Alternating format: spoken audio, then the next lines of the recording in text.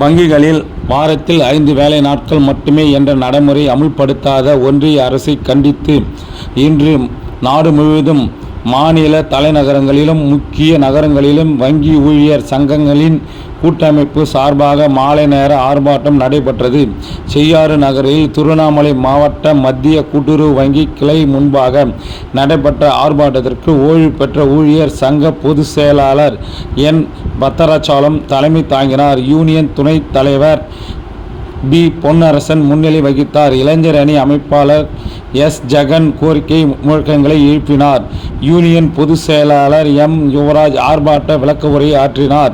ஆர்ப்பாட்டத்தில் மூத்த அழகிரி குப்பன், ஐயசாமி, மோகன், காம்போதி, ஏழ்மலை மத்திய கூட்டுறவு வங்கி வேல்முருகன், மூர்த்தி, சடகோபன், ஜெயந்தி, மகேஸ்வரி, அனிதா, சரஸ்வதி, சுபாஷினி, ராஜவேல், கோவிந்தராஜ் மற்றும் நகர கூட்டுறவு வங்கி மோகனசுந்தரம், தேவுநிலவள வங்கி மற்றும் தொடக்க கூட்டுறவு வங்கி ஊழியர்கள் நெடுஞ்செழியன், கோவிந்தசாமி ஆகியோர் கலந்து கொண்டனர்.